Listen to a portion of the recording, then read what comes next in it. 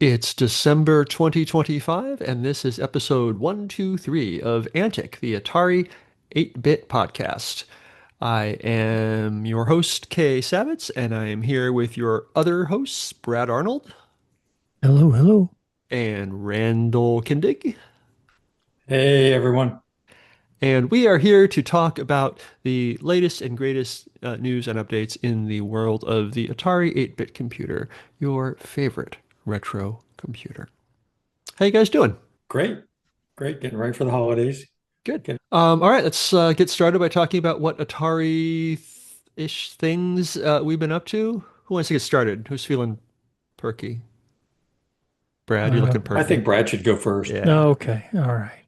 Uh, it's, a couple things, but not much. I showed off my Atari 800 at the Amiga 40 celebration here in Atlanta last month.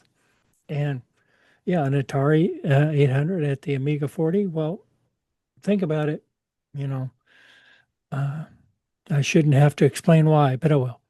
The, uh, the team that, uh, designed the Atari 800 along with other stuff. Some of them went on to design the Amiga. And so we had it there, as showing some, where the Amiga came from. Because that was kind of, J Minor and, Joe DeCure's, what they wanted to do at Atari. Uh, and so it got a lot of attention. Lots of people played games, and it was you know set what did well. what games did you have set up on it?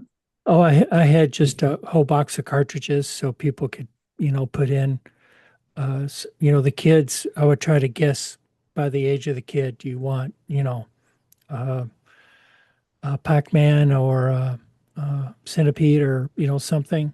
And the older adults, you want Defender or, Miner 2049 or something like that. And so it was a wide range. Hmm. And it was all off, original cartridge and everything. We were swapping cartridges, and That's a good way to do it when you go to an event like that because yeah, it's just so yeah, easy to pop in a cartridge. yeah. And you know, I could have taken, one of the multi-cart things, but it's like, yeah, that's nice, but having the original cartridges is always fun. Yeah. But and when I got home with that 800, I set it up in my new office and finally got it all set up and working again. Uh, put a picture of the initial setup on in our Facebook group, but just nothing special. Just 800 sitting there on a desk. And after I got that, I started. I figured I'd start at the basics and watch some of the first invitation to programming cassette. So had my cassette out and my 1010 cassette, which I used to have a bunch of 410s, but I don't have any anymore. So I had to use my 1010.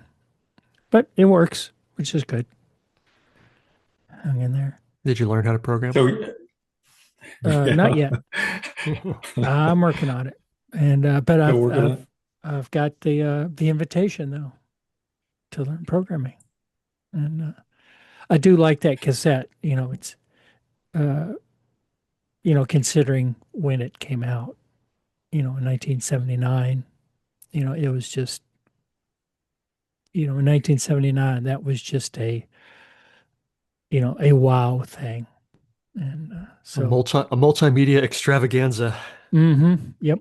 And it shows you the power of what things, what the future would bring us. And so what do we get? We get Facebook. Anyway, And AI slop. yeah. And uh, uh, do you think we'll have this published in the next day or two? No. All right, never mind. I was going to talk about our club's Christmas party this weekend, but I won't. I'd go ahead and talk about it. At least you can talk Well, about what you're going to do, right? I mean, oh, well, I'm going to do that too. yeah, it's this weekend. If we get it done in time, our club's Christmas party is this weekend. We're gonna have video games. It's our video game meeting. So yeah, hopefully Raul will be there and cover the Atari side of things because I'm going to be covering another uh, video game console that you know is not Atari, but there will be. I'd be willing to bet there's several 2600s, 7800s. Who knows? Maybe a 5200. And but if you're in Atlanta on Saturday, come over and have some food and play some video games with us. It'll be a fun time. Sounds like a good time. Nice. And Randy's going to write a report of what he's going to do on his electric typewriter, right? Right. Well, I'm since you practicing. introduced that, I'm practicing. you practice a little bit more, Brad. All right. So, since you mentioned that first, I'll talk about it first. I think I mentioned on an earlier episode that I had gotten an electric typewriter module that I found at a flea market that actually allows you to connect a particular model, the Smith Corona, certain models of Smith Corona, to your computer. It actually has a serial port on the typewriter, and I never knew that. And so I picked up a module a while back, and then just recently I actually picked up one of the typewriters that supports it, that has the serial port on it. So among other computers, I'm going to take my Atari 8-bit and probably hook up my 850 interface and see if I can get my Atari to talk to the typewriter and actually have it print out stuff. The typewriter is a little larger than I remember these electric typewriters being. It's pretty big, and I suspect it's extremely noisy. I haven't turned it on yet, but it's probably going to be very noticeable when I turn that on. But I'm hoping I can get that to work. And why am I doing that? I don't know. It's just something different to play with. Sure. Hey, Yeah. it's those were a thing, back in the day, and they were not common. I remember them, but they were not common. That's cool. The typewriters that could do that, you mean? Yeah. Yeah, I have for years, years and years, I have a typewriter module for, I don't remember what type. I was just trying to look. I don't even know right now. And at one point, yeah, I looked and tried to find the typewriter that would work with it, and on eBay or whatever. And the typewriter, I don't know, it was just like shipping this thing would be very expensive because it was just an The enormous typewriter. typewriter. Yeah. So Yeah. I was surprised at how cheap it was to actually, I got it off eBay. And the typewriter itself, the shipping wasn't that bad. I thought it would be much more. Really, But because normally they're kind of heavy some of them have a big motor in there to drive them. oh, it's extremely heavy and it's large. So I was surprised it Yeah. shipped as cheaply as it did, especially this time of year. This is for those that are watching the video, this is what the module looks like. Can you read that? It's not mirror image, is it for you Yeah. guys? no, it says I can't messenger Smith- module. Yeah. Smith Corona Messenger module. Hmm. So on the back, it's got a printer port. It's got a DB25 port, Hmm. and it's got a cable.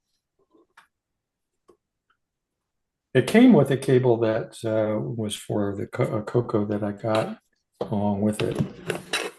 But the cable that goes to the computer Hmm. is DB9. I don't know if you can see it there. Yeah, there's DB9. So anyway, that'd be fun. Neat. Uh, Beyond that, Brad, you mentioned computer meetings. We've got one coming up this weekend as well. What we're going to do is Christmas demos on all platforms. So I've been spending the last several days trying to find as many good and interesting Christmas demos as I can for the Atari 8-bit so that I can show those off. And I actually posted on Atari Age, got a lot of responses. Honestly, most of those were not very good, not very interesting. But I went out with FujiNet to some of the TNFS servers and actually found some good Christmas demos out there. So I'll use my FujiNet to pull those down and run them on my Atari, my incognito enhanced Atari 800 with the FujiNet on it. So that should be fun. And finally, what I've been spending most of my time on isn't really Atari related, but there you guys have heard of the Byte Shop, right? It's one of the Sure. first computer stores in existence. Hmm. Paul Terrell bought the very first Apple ones that were ever sold, I believe and he so. bought Yeah. them directly from Apple. He had a 50th anniversary event because his first store opened in 1975, just this past weekend. And I interviewed a whole bunch of people, 10 different interviews, 11 people for a podcast in relation to that event. And I got an interview with Wozniak, if you believe it or not. Nice. And that's something that's been on my bucket list. And it was very incredible when I set up the Zoom meeting and it comes up and there's his face there on the screen. He looked good. Looked like he was in good health. And we talked and the thing that really blew me away is that he said, we can spend as much time as you want. It's like, what? You know how hard it is to get an interview with Woz, and then for him to say, yeah, take as long as you want. Nice. Yeah, That's so great. Congratulations. that was cool. So I'll be publishing that on floppy days. But that's it. That's it for me. How about you, Kay? Nice. Yeah, I've been up to things. My family and I took a trip to South Korea, and the Atari adjacent-ish thing that I did there was I went to the Nexon Computer Museum, which is on Hmm. Jeju Island in South Korea. All I knew going in was it's a computer museum, and I want to, go see it and see what there is, see if there's any Atari stuff, get a t-shirt. And it was a very nice little museum. And it's officially called the Nexon Computer Museum. And so I didn't know this until being there. There was a Korean company called Nexon. They are well known for creating a game called Maple Story. Maple Story is a free-to-play 2D side-scrolling, massively multiplayer online role-playing game that was initially released in 2003. I had never heard of Maple Story, but I guess the people who created Maple Story were just like, yeah, we made a whole lot of money, making this game. We are incredibly successful. Let's make a computer museum. And also, I guess there's some tax incentives to setting up museum on Jeju Island. So it was a very cool museum. Um, I saw some Atari stuff there, kind of in the racks of old computers. There was an Atari XEGS and a 400 and an 800, and nothing really you could play or anything Atari wise. But and also, of course, there were some nice, interesting Korean and other Asian machines that I don't get to see too often. here in the United States. So that was a good time, and I learned all about MapleStory, and I bought a T-shirt, and it was lovely. Cool. Yeah. Very cool. So the next thing, um, I'll talk about this. The I had mentioned last episode that Mark Knudsen had sent a whole bunch of Atari newsletters, and I had scanned a bunch of 1987 newsletters and put those into a group. You can find out like everything. I think was from August 87. And so that's done. And then he also sent some JACG, Jersey Atari Computer Group newsletters that we had been missing. As I mentioned before, we have this spreadsheet of JACG newsletters. We're trying to fill them all in.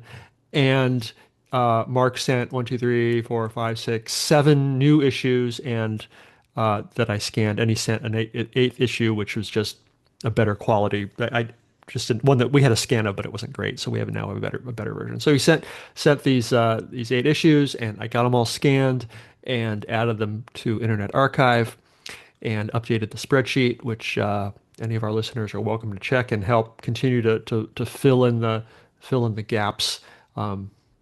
See if we can get a complete collection. We need. Yeah, that was the collection that I had actually done some work on recently Right. as Yeah. well. So we've got filled in even more. That's great. Yeah, it's funny these things happen in batches. I just noticed this kind of thing lately. You go from nothing to all of a sudden converging. Yeah. It's like out in the universe. So yeah, you scanned some, and then Mark sent me some, and I scanned them. So yeah, we need most of 1982. We need the end of 83, 84, and then we're pretty good for a while, and then we start to get a little iffy in 1991, 1992. Excuse me. So, yeah, so that's filling in nicely. Thanks to Mark for that. My big thing is a few months ago, I did an interview. A few months ago, I learned about, oh, I should have had my files queued up here, so I could better talk about this. A few months ago, I found an article at a newspaper archive, newspapers.com, about someone who had written a piece of Atari software that I had never heard of.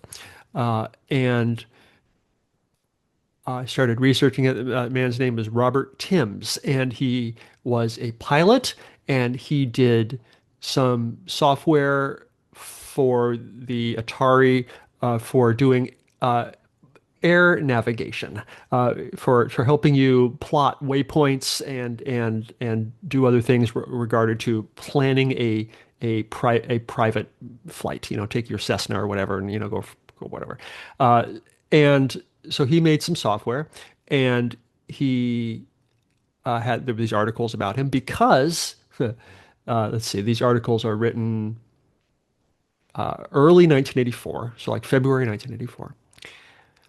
It said that he had won the Atari Star Award, and it won the first place prize for the Atari Star Award. He was going to get $2,000 in Atari equipment, and he was going to be published by Atari Program Exchange, and for his RNAV, his air navigation software.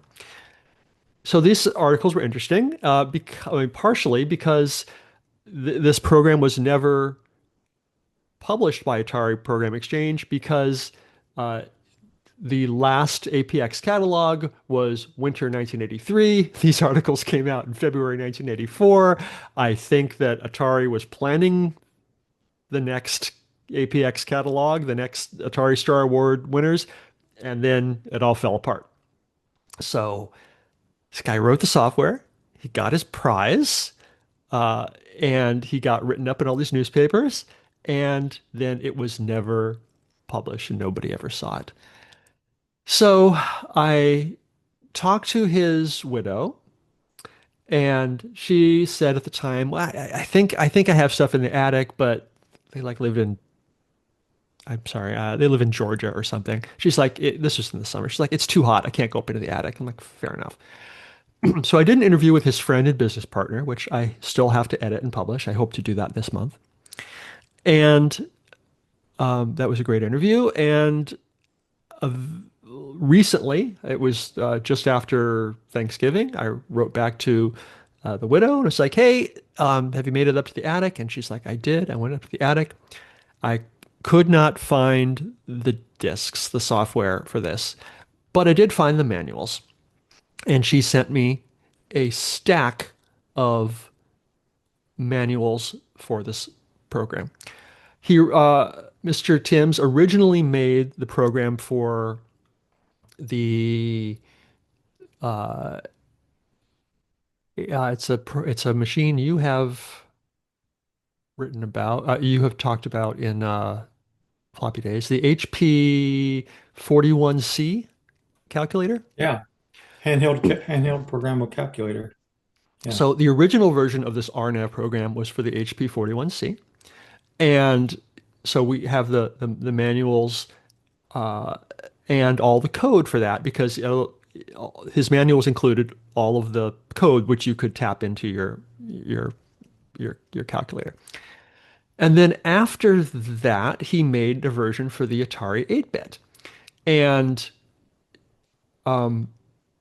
although she couldn't find the discs, she did find the manuals. I'm like, okay, well, that's nice. We can at least see that. And so as I'm looking at the manuals, it's very detailed documentation.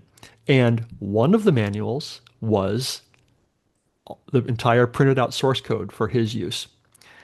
And so we have on paper the entire source code for this unreleased, unpublished Atari Program Exchange accepted Atari Star award winning software for doing air navigation. This guy was meticulous. Not only did he just print out the source code, which is nice, he also has in his documentation like what he changed for his personal copy, and then uh, even the code for drawing the introductory screen that has a picture of an airplane. There's a picture of that, and he could and had to print it out and had to put it on the screen. And he has the code for even doing the auto run sys for the he saved everything. He printed it all out. So even though they couldn't find the discs, we have it all on paper, and it's all scanned and it's all up in Internet Archive now. And so if somebody is so inclined to do some typing or OCR work or whatever, we could absolutely reconstruct this air navigation RNAV software for Atari 8-bit. So I'm excited by this. This is kind of neat. We've lost piece of software, kind of recovered Yeah. and could be completely recovered. And in the Great back, find. yeah, it's a great find. And then in the back of the source code disk, there is his receipt for certified mail for sending in the program uh, to Atari Program Exchange. And so he looks like he sent it in on January 26th, and it was signed for on January 26th, 1984, and it was signed on January 30th, 1984. So anyway, that's neat. We have the software now. If somebody wants to get to typing, well, we could make it run. Anyway, so I'm going to that was what I've been up to, and I'm going to get that interview published as soon as I can. Good deal. Yeah. So I guess that is it. We can move on to Atari news. Um,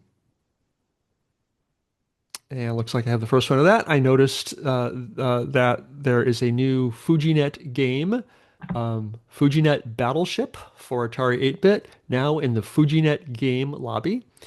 According to our buddy Tom Cherryholmes, it says Eric Carr has released FujiNet Battleship for Atari 8-bit, up to 4 players, a mix of human and robot players, accessible from the FujiNet game lobby. So another game for FujiNet players. Yeah, there can be quite a few games now that you can Hmm. play through the game lobby. Yeah. And it's nice that they tend to come to the Atari first, you know, I Yes. guess because it was the first one is the most mature, I guess, Hmm. version of the FujiNet. Yeah. So yeah, cool. So thanks to yeah, Eric and the FujiNet team for doing that. Look forward to trying that. Yeah, awesome.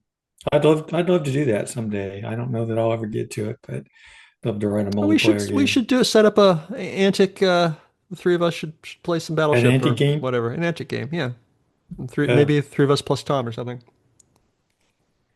I meant write one. Oh, right one. What? Oh, Yeah. see, I was thinking much smaller. Like I can set aside a half an hour to play a game of Battleship. Yeah. Um, Yeah. yeah, It's a little more than half an hour to write one, probably. probably. I've written games for FujiNet. I mean, a couple years ago now. It's totally doable. It's fun. And Tom is great about putting information out there about how to do it. I mean, he's constantly writing articles, Yeah. so that's awesome. All right, well, I found so today's Atari has put out a lot of products, and recently, I don't know if you guys own the Atari 50th anniversary collection. I bought that a couple years ago, I think, when they came out with that for my um, Xbox, and it's pretty good. I like it. There's a lot of 8-bit games in that collection. Well, they've also recently come out with the Namco Legendary Pack, which again, this since we're coming up on Christmas, this might be a Christmas idea for your Atari person in your life. But they've got some additional 8-bit games in there. There's Pac-Man is in that collection. Galaxian is in that collection. Dig Dug is there. And there's also 5200 version of Pac-Man and Galaxian. So some additional software. I did go ahead and go and purchase this. It's just an add-on pack for the 50th anniversary celebration. It's only like $7.99, I think it is. So kind of cool. Nice. And another way to play 8-bit games.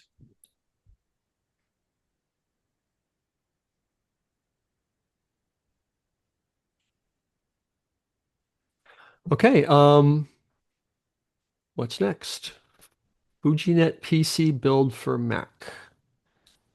Tell me all about this So thing. our friend Andy Diller has been pretty Hmm. busy. He's got several articles that he's written recently.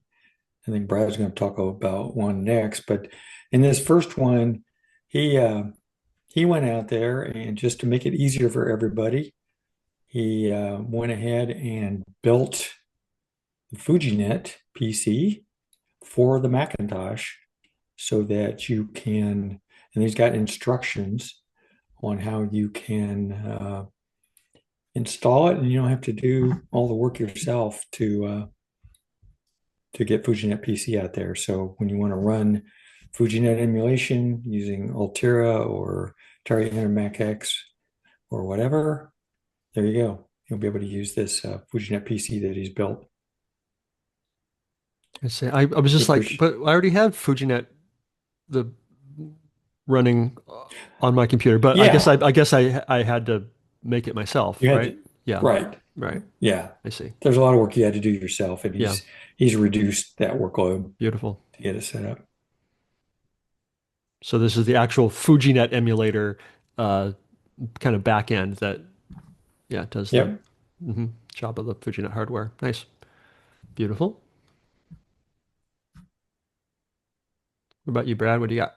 Okay. Andy Diller also did an article on his website for running multiple Atari 800 FujiNet emulators on a PC, Okay. and it's uh, uh, a setup with a Mozzwald's net SIO enhancement that you can connect like I said, multiple FujiNet PCs and 800s running on the same personal computer uh, uh, using different UDP ports. So, like if you wanted to play yourself in Battleship, I guess you could have multiple 800 emulators running and all connected and play a four-handed game of Battleship against yourself. Right. Well, this is what I was talking about, I think last episode or two ago, where like if you were developing your own FujiNet The development, game, right? you've got to have a way to test it out and play against Right. yourself. And this is it. This is the way to do it. You Yes. have Right. multiple emulators running. Yeah. And have one talking to another and whatever. Mm-hmm. And or just make changes and you do comparisons and all that, developer stuff. Great. But so now you can. It's got directions on how to do it for Mac OS X. Beautiful. Mm-hmm. Nice. It's so Great job, Andy. Yep, Andy's been busy. Okay, this next one is about BBC Basic, which is it's always been a pretty good basic. It was pretty popular back in the day. It's a very powerful basic, and I don't know how you pronounce this gentleman's handle, IVOP, IVOP. Is that how you pronounce it, or I don't know. Sure, I'll allow it. He ported BBC Basic to the Atari XL XE. So he says this would have been a game changer 40 years ago instead of our data statements and USR calls. But he says back in 83, BBC Basic was considered the fastest 8-bit basic around, faster than Atari Basic, but slower than Turbo Basic, obviously. But there, if you want to run BBC Basic, and there's a lot of software out there written in BBC Basic, you might be able to run it on your Atari. Wild. Huh. Does it make your Atari talk with a British accent? Okay, there's your token laugh, Ken. More Doctor Who references, or I don't know. Okay, neat. Yeah, that would have been. cool. I mean, it's amazing now, but yeah, it would have been a game changer a long time ago. A long time ago. As Yeah. a lot of these things that we talk about would have been, right? Yeah, right. Yeah. Neat. This next one is from Bosianu. He developed something called the FISH, or FujiNet Interface Shell. What it essentially does is allows you to search through a pool of TNFS servers with your FujiNet and mount files directly from the return results. So there are going to be quite a few TNFS servers out there, and some of them have a lot of software on them. So if there's a particular phrase or type of software, that you're looking for, like Christmas demos that I've been looking for, this would allow you to search across all those TNFS servers through your FujiNet and perhaps find the software that you're looking for. So it does require a backend server with a TNFS crawler, file database, and search engine, but he's built one. It's called the Fisheye server. He has one up and running, and he says the application should connect to it automatically. You don't need to know any TNFS server to load something with your FujiNet. Just type in the name you're looking for, look at the results, mount whichever return result it is that you want, and run it from your FujiNet like you normally would. It can search through up to 10 connected servers. It can mount and boot the files found in the results, XEX, ATRs, and ATXs. You can select a favorite server. Search results are sorted by the number of mounts, so the more frequently mounted files are higher in the list. You can view the list of servers and their stats. And it's got a few other features as well. But this is a very neat utility for people that use FujiNet a lot. Nice. I love your use case of just going there and searching for Christmas and Xmas and whatever Yeah, Hmm. phrases and right. yeah, fun. Very useful little tool. People a lot more talented than me can come up with this stuff. It's really nice. So I had mentioned some number of episodes ago that Mark Pilgrim had given a talk at the Init Hello conference, the Apple II conference, about some work he was doing for the making a new version of the print shop for Apple II.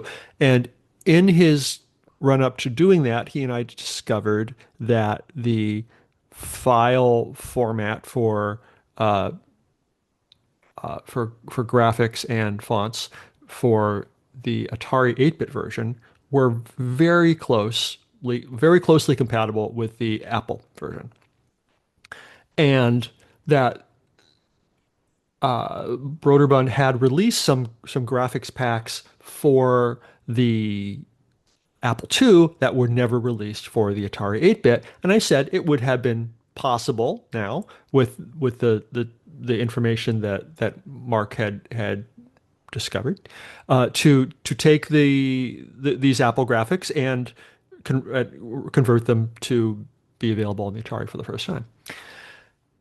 And lo, here comes Michael Sternberg, brilliant person and lovely hacker, and he posts to the Atari Age forums, has attached our ATR files containing the Apple II Holiday Collection and Apple II Special Edition transferred to Atari Print Shop discs.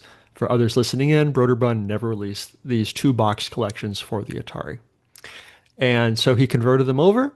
He made little PDF catalogs with the graphics so you can look at them all. And a bunch of them, I mean, there's one of them is called the Holiday Collection. So as you can imagine, there's a lot of, Christmas and winter related graphics. So he put this out at the beginning of December, hoping that it would be useful for people for Christmas and the holiday season. And he also included the Python script called ATR PS print shop import, which he created to import the print shop files to the Atari, so you can see exactly how the files from from Apple II got converted to Atari. This is brilliant. I love it. And thanks for doing that, Mr. Sternberg. Yeah, that's very nice. Yeah. Boy, it sure makes me want to go play with Print Shop some more. Well, I don't think you're going to get very good graphics out of that typewriter. No, I won't get. You're right. You're right. That's definitely going to be a problem. But I'll get great text. Mhm. All right, let's see. Crystone has created a Atari CAS player for cassette or CAS files, and um, it the tool allows you to load, play, visualize, and convert the classic Atari CAS files uh, directly in your browser. So that's the difference here. It's in your browser as opposed to having to run a separate emulator, which is kind of cool. You can do audio playback and with full, playback controls, plays, pause, and all that stuff. A real-time spectrogram. You can, look at the audio data with GPU accelerated spectrogram display. Some interactive navigation on the spectrogram, which is cool. Drag and drop, the files. You can convert them to stereo wave files and uh, other, you know, uh, other functions. Nice. And and he says it's retro aesthetic, authentic Atari inspired visual design with smooth animations, and which is uh, uh, which is cool. I'm uh, I'm gonna play with this a little bit since I'm playing with the introduction to programming cassette. I'll try it here too and see how that works. Nice. I like on the And wave export, it says convert CAS files to stereo wave format with right channel being data and left channel being silent for use with real Atari hardware or emulators. So you could create a wave file, and then I guess you could use your audio uh, editor, um, Audacity or whatever, to create your own sound channel. yeah, You could and have loading music, or I don't know, mhm, you could change the introduction to programming to give bad information or teach how to program in Pascal or something. I don't know. yeah, yeah, You make it, and I don't know, just playing with the audio channel sounds fun to me. yeah. And So then yeah, neat. and there is in the show notes, there's a link to his website with where you can find it. Drop a CAS file Brad, here or choose one. Neat. That's awesome. Brad, since you're playing with cassette files now, we expect that you're going to do some great things with this. Oh yeah, you can expect. Oh, yeah. Uh, Wow. and tell us about AI SAM chatbots. Let's just move on. All right. So I got contacted by Mozzwald, our friend Joe, just before this recording, actually, and I think a while back we mentioned that he had created a FujiNet AI SAM chatbot, and he let me know that he has updated that. It's got some new features like a small context window, remembers some of the conversation, has the ability to get current information via web search in response to questions like what's the weather tomorrow.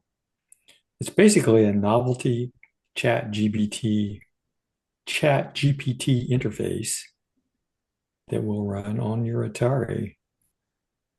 He's got a link here to the disk where you can download it. It's actually out on one of the TNFS servers, and he's also got the source code for the app and the server out on GitHub as well. If you want to actually see how it was done, so might be a good way to learn how to write FujiNet applications.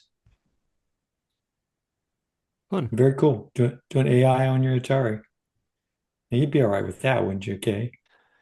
Yeah. As long as, yeah, I guess I'd be all right with that.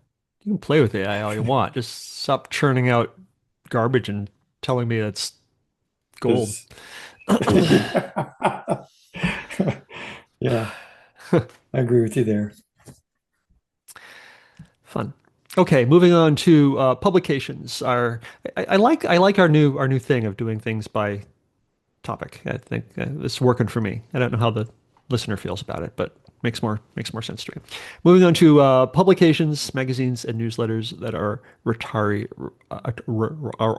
related. Um, Rory? Atari, Atari. I'm going to jump ahead and do this in a lot of order.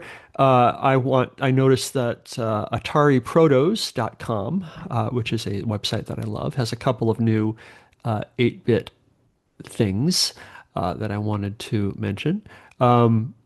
Let's see.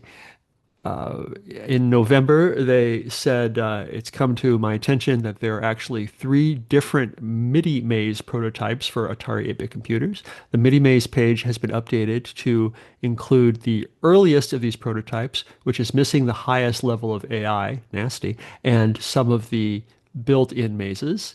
Um, and Earlier in November, they said, thanks to prototype historian Ken van Mersbergen, we have a working image of the Town and Country Information System.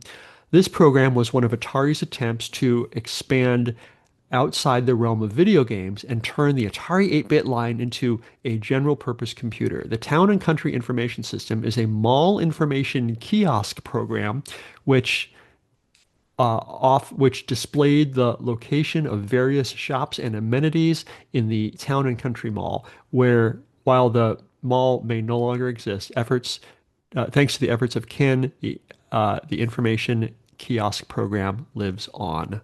And you click on it, and you see some graphics, little intro pages, and you can get info about the mall. And there's a cute little map, how to get to J.C. Penney's or Marshall Fields and Neiman Marcus, and just adorable. I love this sort of thing. This is great.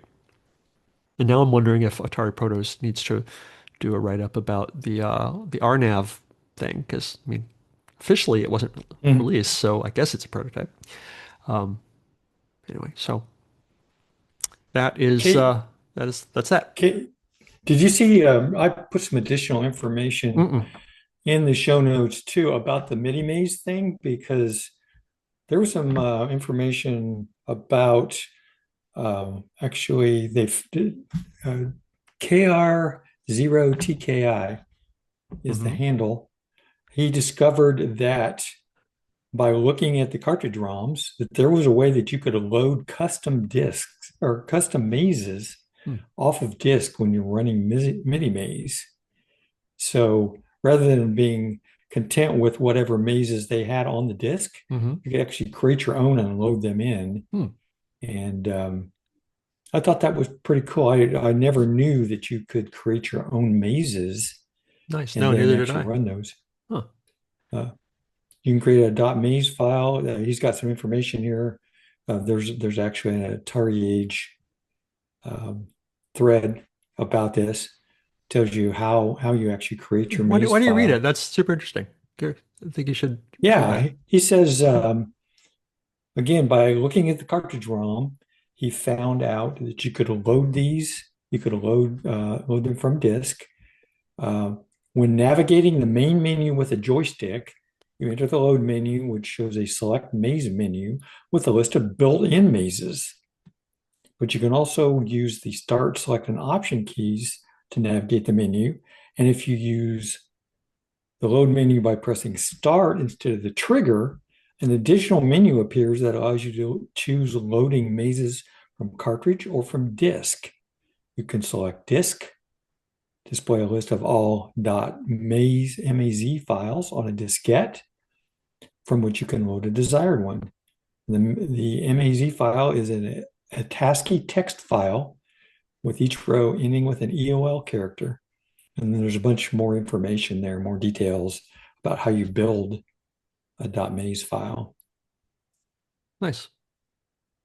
So it would be it'd be fun to build a custom maze, I think. I don't know how hard that is, or I guess we could try it, but Yeah. Sounds like a pretty straightforward file format, but you never know. yeah. Cool. All right. I jumped ahead if you want to go back and talk about Atari Insights. Oh yeah. So our friend John Zilke produced a couple more of the Atari Insights newsletter, both November and December, since it's been a little while since we published. November, December of the Atari Insights newsletter continues to do a great job with this. He's even producing discs now. But the highlights here in the November issue, there is a 2025 Atari Holiday Buyer's Guide. So if you're looking to buy something for your Atari significant other, there you go. We can go check out the Buyer's Guide. There's a joystick workshop series. There's Thinking in Code with Basic Excel. There's a look at the A Pico cart. And as a bonus, you can download that buyer's guide as a separate file in case you want to drop any hints to the gift buyers in your life. So good job there. And then the December issue, again, some highlights there. There's the Sophia Pixel Heart covers some of the things that happened Atari-wise in 2025, like the 10-liner contest, the new homebrew releases, and many other things that occurred. Um, there's also the Thinking in Code series with Basic Excel. There's a walkthrough of demo pack number 1. So I'm assuming that he's planning to go through all the demo packs, which should be fun. There's the joystick workshop, a couple pieces about the Fashion cursor. Anyway, and Wade Ripkowski has another solid article on action where he teaches you more about arrays. So lots of good stuff in both November and December issues of Atari Insights. Beautiful. And then there's the November issue of Compute's Gazette. As you know, that's not an Atari-only publication, but there's actually a good amount of Atari 8-bit stuff. They also, let me show you. I think I mentioned in an earlier episode, it's a real nice print issue. So those that are watching, you can't see it very well, can you? My background wants to tweet it out, but it's really nice job that they're doing with printing this. They also have an 8-bit buyer's guide for a lot of different platforms, including the Atari 8-bit. And it's a really good coverage, I thought, of the Atari 8-bit modern upgrades. There's the usual Atari Outpost by Jerry White, this one on programming Atari 8-bit sound. There's a FujiNet report, writing FujiNet programs in Atari Basic by Tom Cherryholmes. I want to take a closer look at that one because I think that should be very helpful. And there's Rob Sherman's BBS article with lots of Atari 8-bit content. And this November issue includes the first Amiga resource that the magazine has had. So I think that's going to be a regular part of the magazine now. Fun. Very nice. I learned of this thing via Boing Boing. It's just cute, something worth mentioning. It's called Doc Type Magazine. Type in apps for modern computers. It's not exactly Atari related, but it's adjacent. If you enjoyed typing things from, I'll just read what they have to say. If you remember typing computer programs, Doc Type Magazine is for you. But it's not an exercise in pure nostalgia. The apps you punch in are just as simple as BASIC was, but use HTML. They run in the web browser with no internet connection or server required. 10 wonderful web apps, including games, toys, puzzles, and utilities.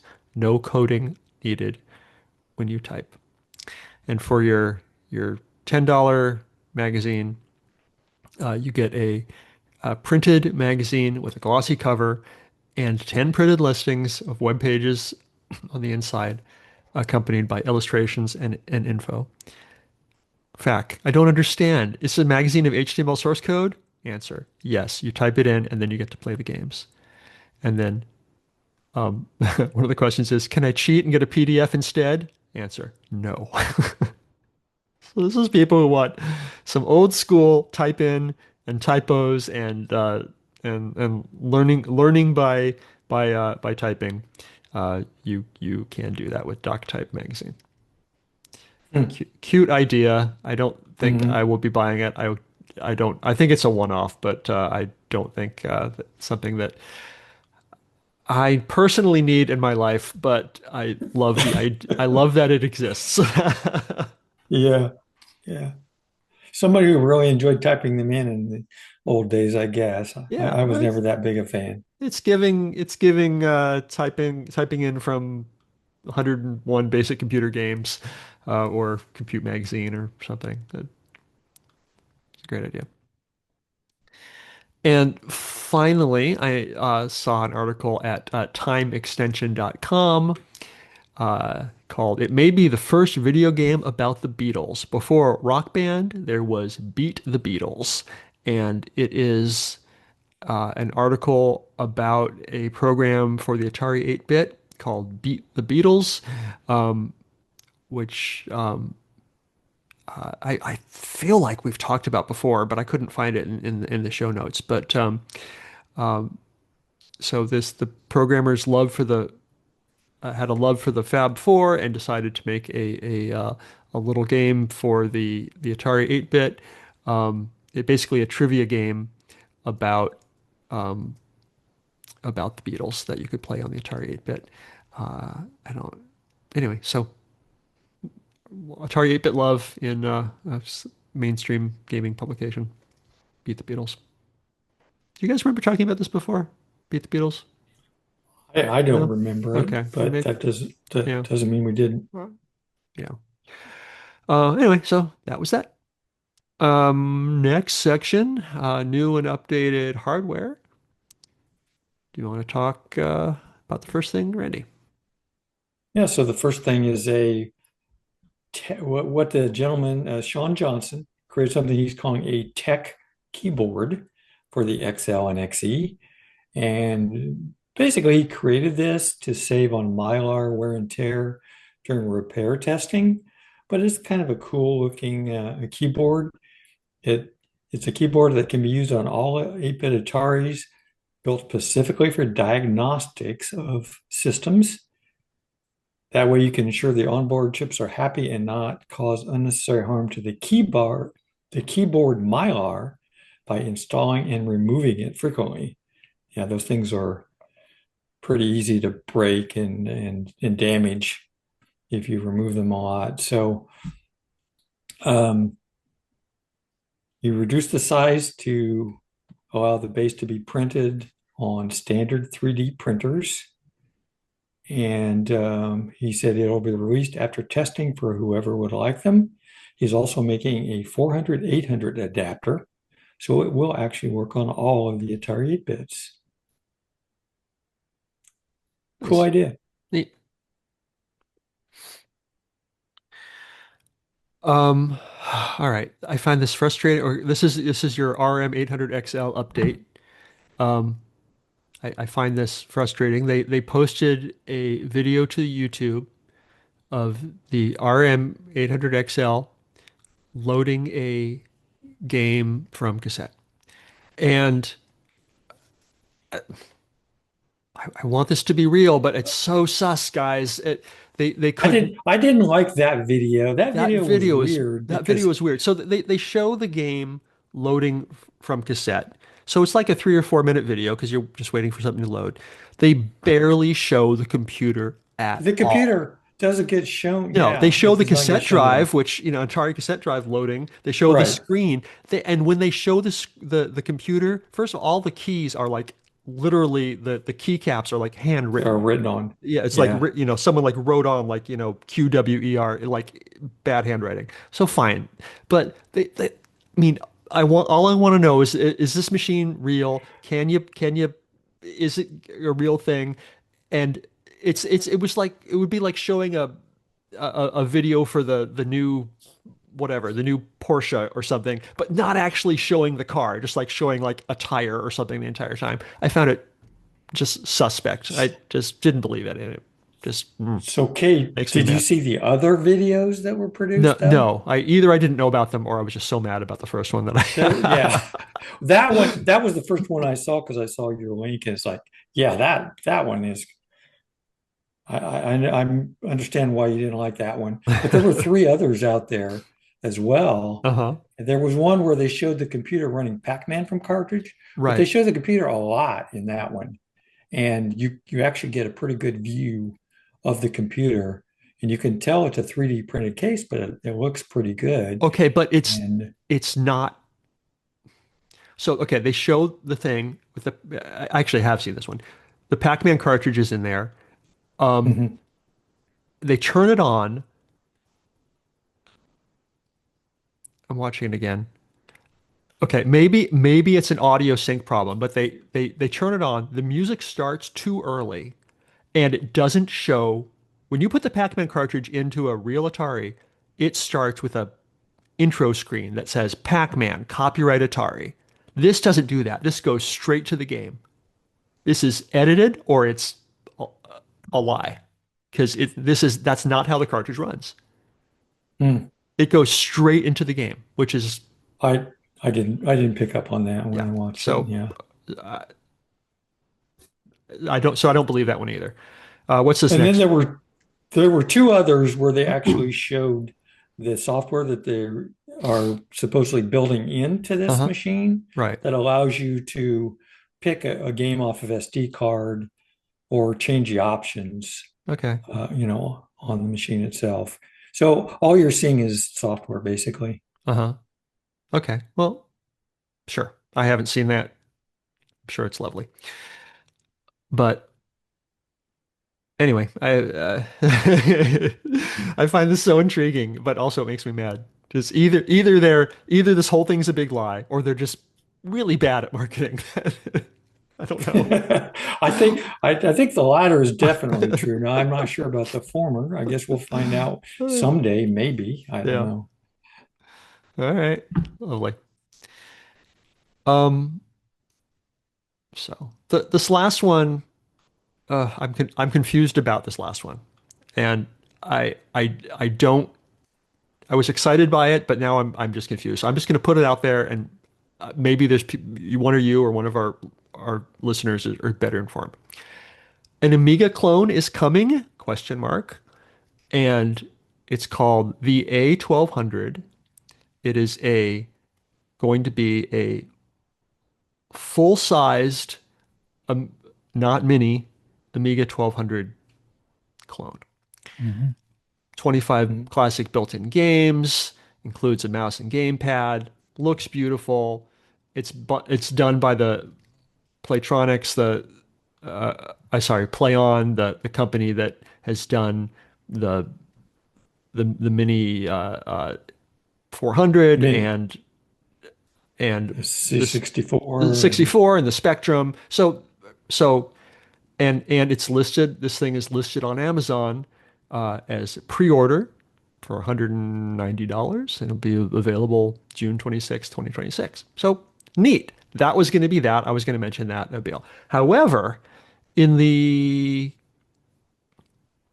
this is the part that confuses me. In the Compute magazine issue, the November issue that we just mentioned, there's a whole article about how this thing isn't happening or has been significantly delayed. But I don't know if the article information is out of date and they've right, overcome those problems, or right. or if maybe it's absolutely true and this thing is not going to be available in June. So um, I don't know what the status is, but it's curious. You guys have any insight? So I do watch Amiga Bill's Amiga report that he Hmm. does. Hmm. He does pretty often, and I mean he sounded very positive about this coming out, and I I don't know. Again, I like you said, I'm not sure if the information in the compute is out of date. You know how magazines are. It's a lot of times the information's already out of date by the time it's published, but Sure. it's hard to tell. As far as I know, it's coming, but that's all I know. Hmm. Yeah, same here. I love the idea of a full-size Amiga clone with HDMI and all that with a working keyboard. 'Cause, Right, the 400 Mini and whatever, it's fun. It's fine, but like without a working keyboard, it's just a little toy. If you had a Yeah. modern Well, working Amiga where you can actually type, that's cool.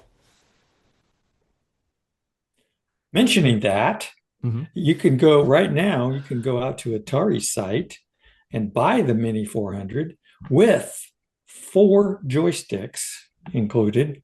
Hmm. It's 50% off, so the total is $105, which is not a bad deal for the Mm-mm. 400 Mini with four joysticks. No, you could play a game of Mule with that. Yeah, because All it's your got buddies. it's got it's got the four joystick ports on the front, Right. or actually they're USB ports on the front. And so you can actually connect four of them. Now you can buy just the machine for $21 less. So basically for three joysticks, you're paying $21, which seems like a pretty Yeah. good deal. Yeah, because the 400 mini is right now $106 on Amazon. Hmm. So Right. But through Atari, it's $84. yeah, so Hmm. that's a good deal. Yeah. Nice. It's made me think about getting one, even though I've held off getting the I 400 feel mini. I feel like just based on, I mean, if they're doing that, they've lowered the price that much and you're getting four joysticks, that to me that says buy it now because it's not going to be available in 6 months. They're Yeah. maybe getting rid of the inventory and moving on to the next thing. So I Hmm. say now or never. Could be.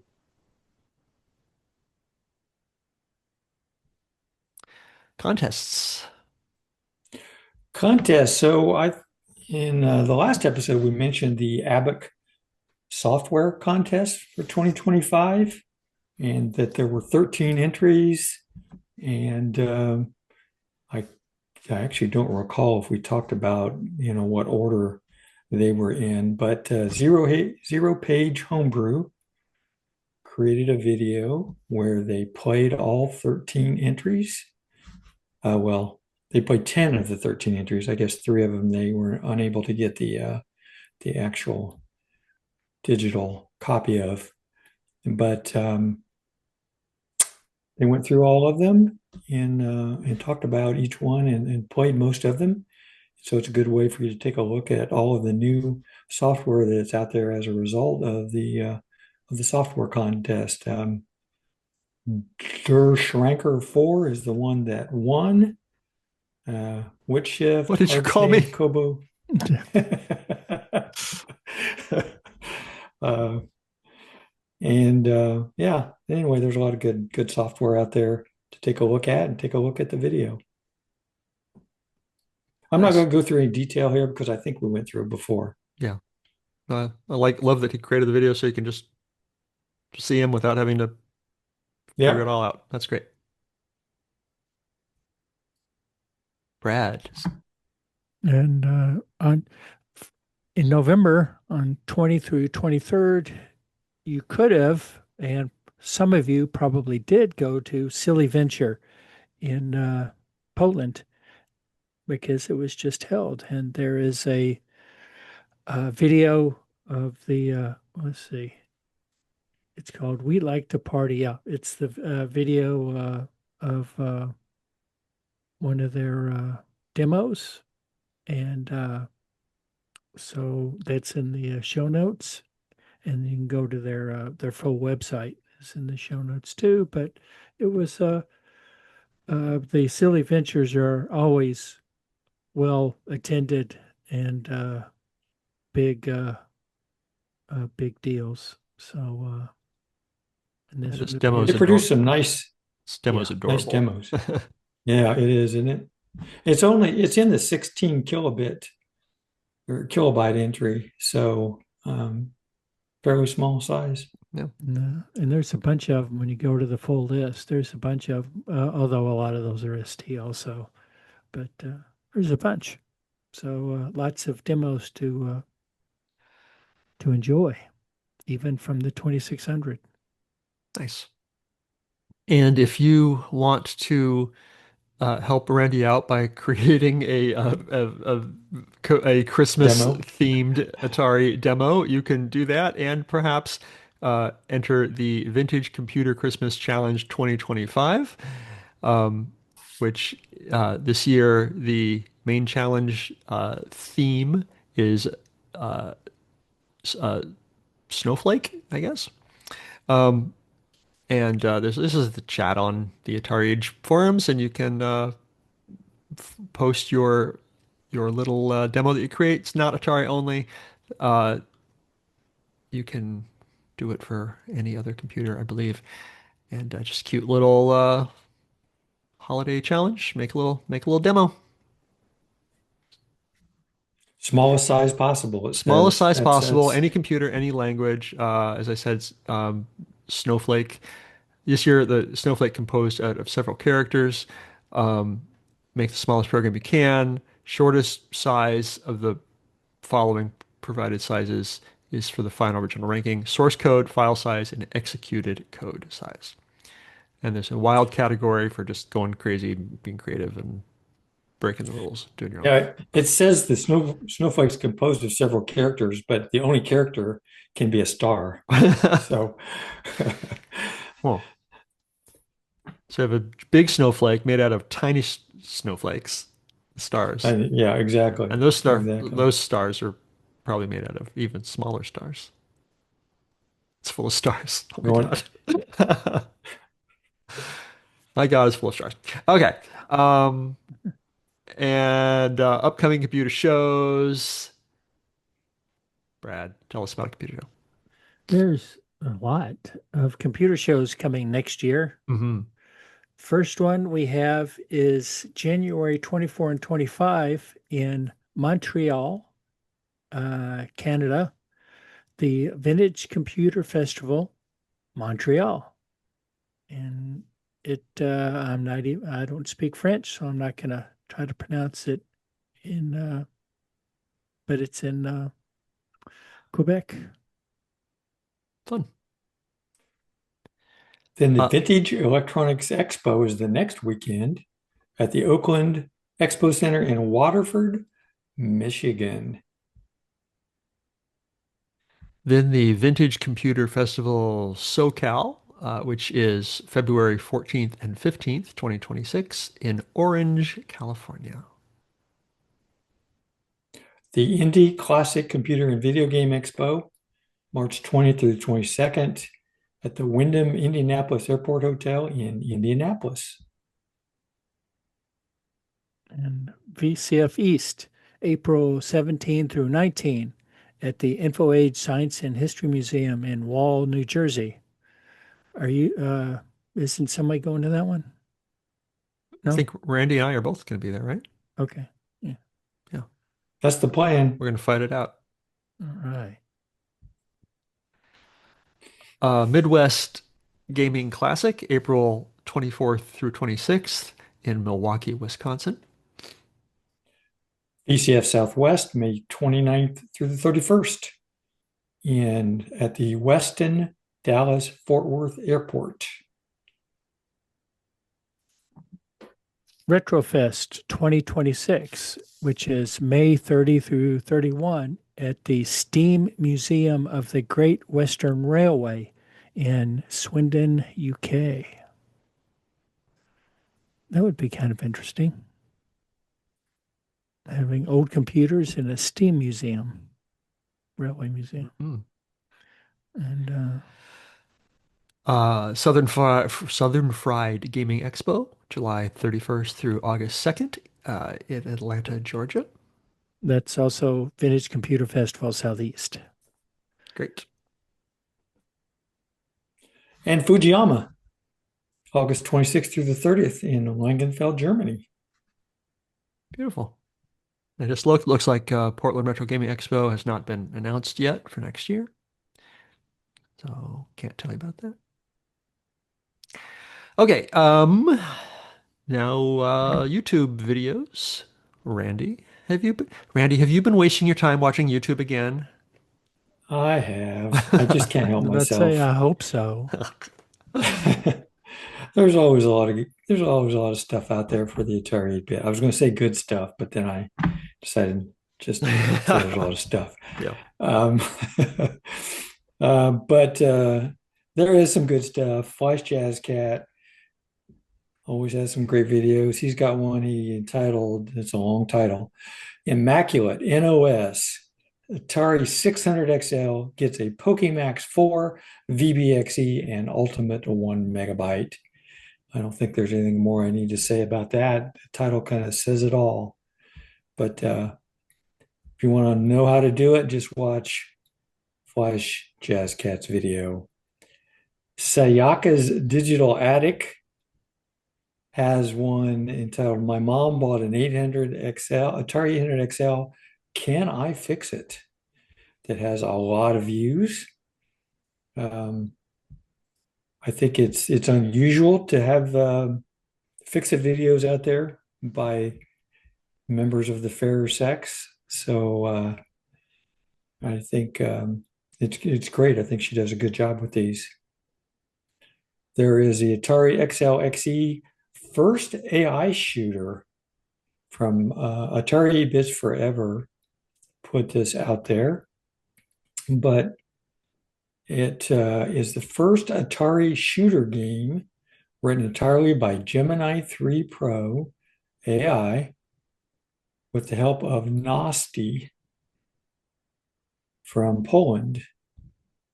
So he had Gemini 3 Pro write an Atari shooter game, and it's I don't know. The game is looks kind of pointless to me. I guess I watched some of the video, and I don't understand. The game doesn't look particularly difficult, but it's interesting that it was written entirely by AI. The game Um, looks. I mean, it looks like something that a, a 15-year-old could have programmed in yeah, 1985. yeah, It's fine. yeah. But I mean, a year ago or whatever, I couldn't get ChatGPT to draw a house in Atari Basic. I mean, literally Come a just long way. draw a stick figure guy, and it couldn't do it. So the fact that it made a semi barely fun looking game that actually plays, that's something. That's progress, I guess. I think what I when I read more detail here, the gentleman who interacted with Gemini 3, Hmm. he had to give it a lot of hints, like go use this Right. site to get information how to do, player missile graphics or whatever. Hmm. And I think he had to give a lot of hints, Right. but still, I mean, Right. it's not bad. Yeah, I don't know if it's less work than programming it yourself. It's just different work. Yeah. Yeah. Neat. Okay. And then finally, there was so I had mentioned the Namco Legendary Pack.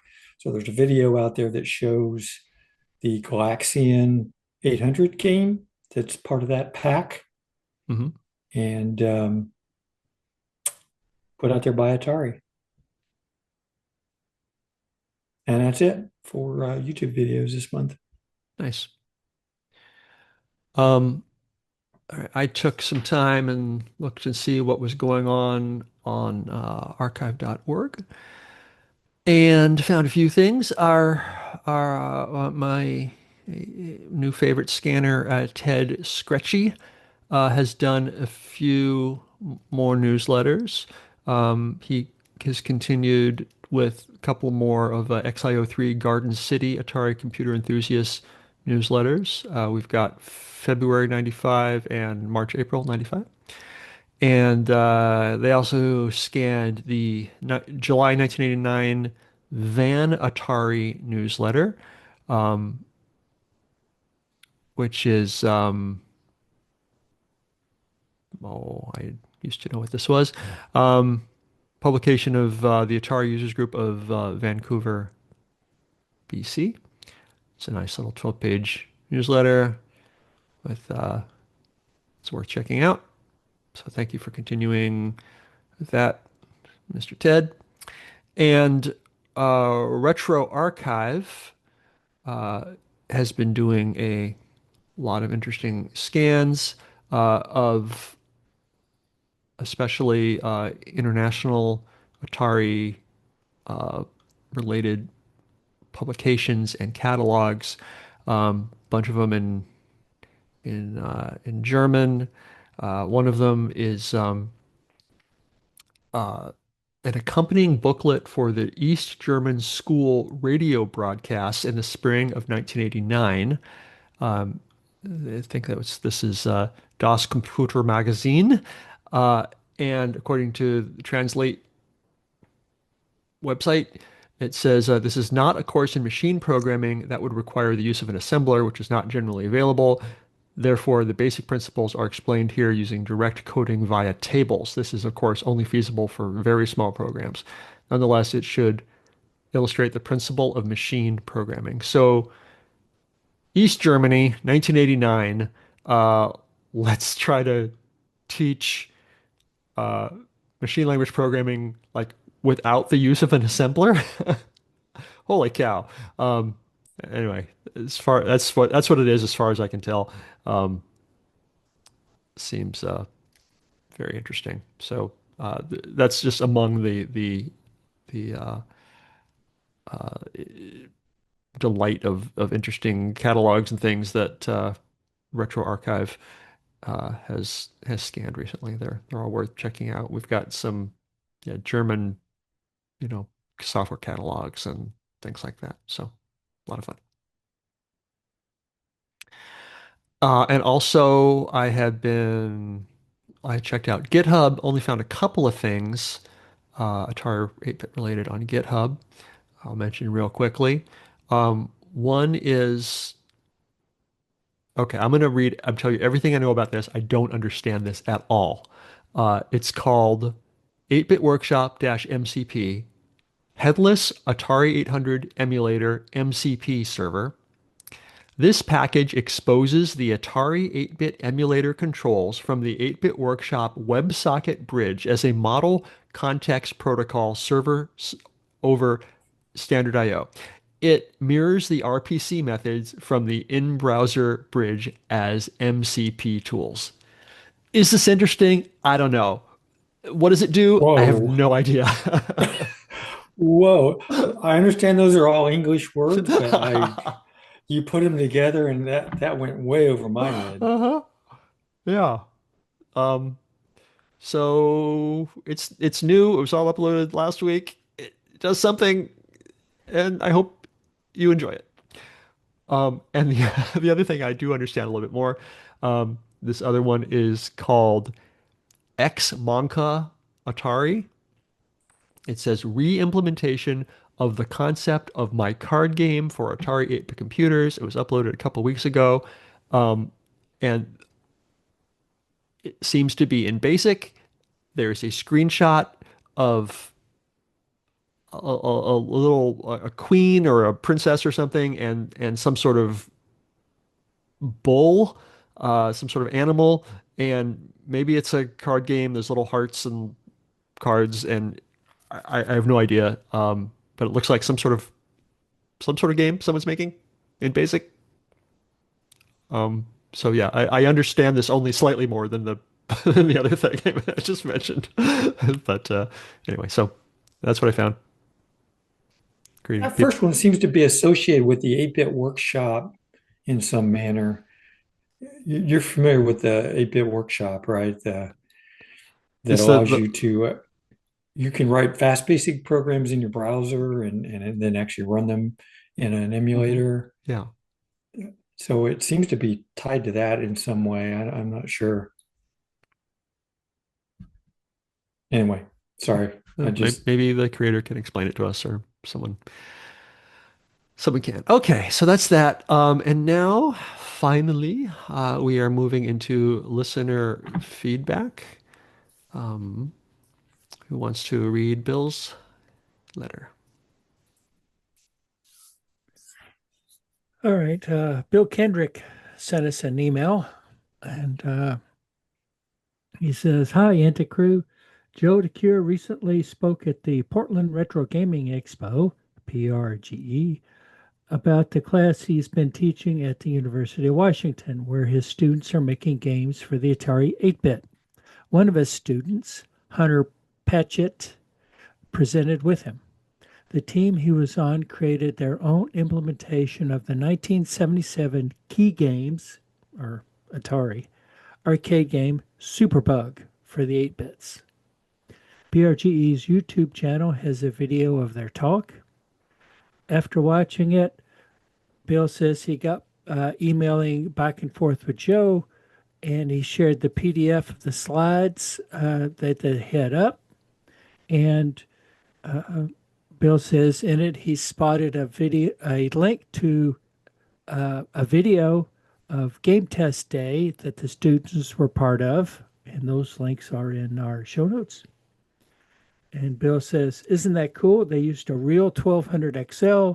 The game works with rotary controllers, the driving controllers that came with the Indy 500 game. It's apparently written in 100% C, no assembly. Okay. Another document Joe sent had a link to a GitHub repo containing the student team's code. The repo is public, but he confirmed with Joe that it's all right to share as long as people keep in mind it's a proof of concept. And that link is to the GitHub is in the show notes. And Bill says he loves seeing the next generation learning about our favorite system. Lovely. That is cool.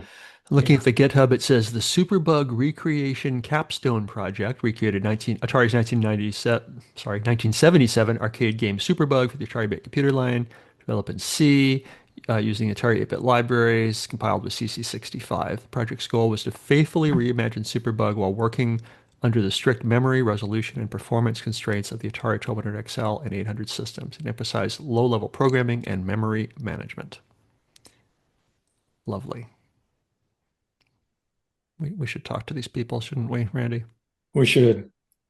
Yeah, we definitely should. Nice. Yeah, find about the challenges of making a game in C in the modern world and the excitement of taking a class with Joe DeCure. Exciting. Neat. Okay. Randy, you want to read Peter's thing? Yeah, Fletcher's so report? Peter Fletcher wrote up a story for us, or he wrote up about the Atari party that took place. And I did edit it. Sorry about that, Pete. It was pretty long. So I did edit it for just Atari 8-bit content because Atari Party is, of course, a celebration of all things Atari.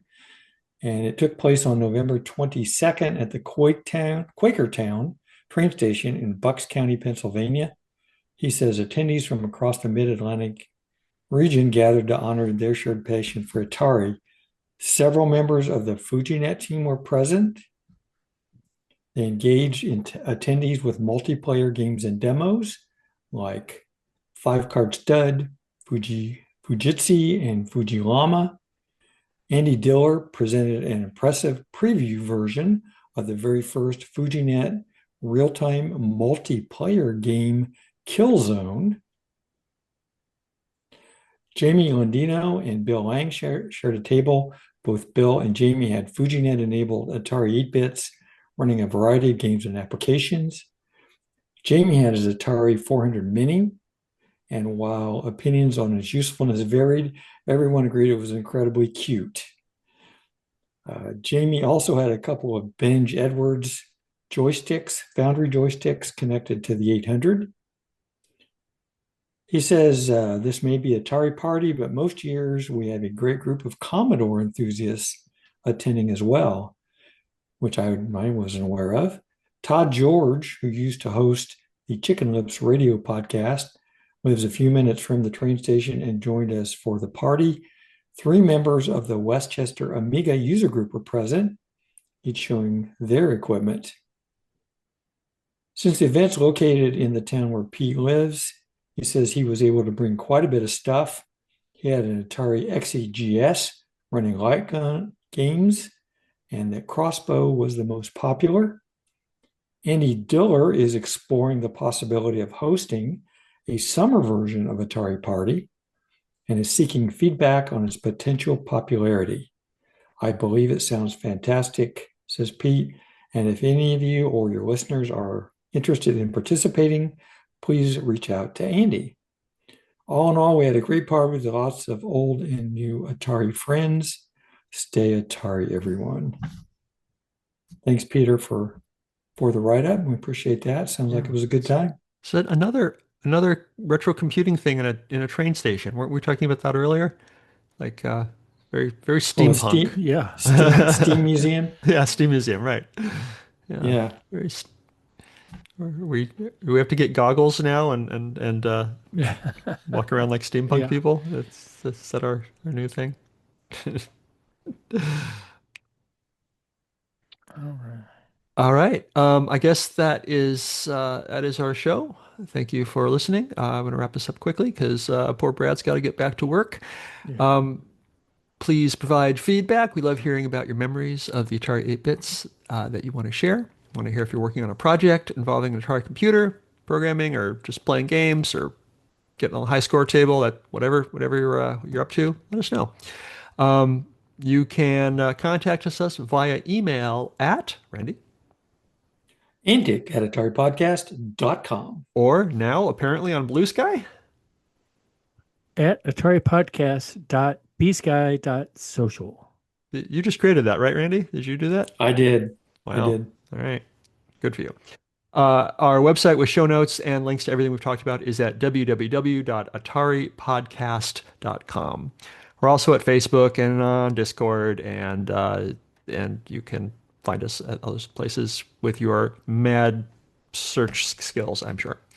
Thank you for listening, and thank you for podcasting with me all year, guys. This was great. Yeah. Thanks, Another guys. one. Yeah. Another year in the books. See you next time. Bye. Bye.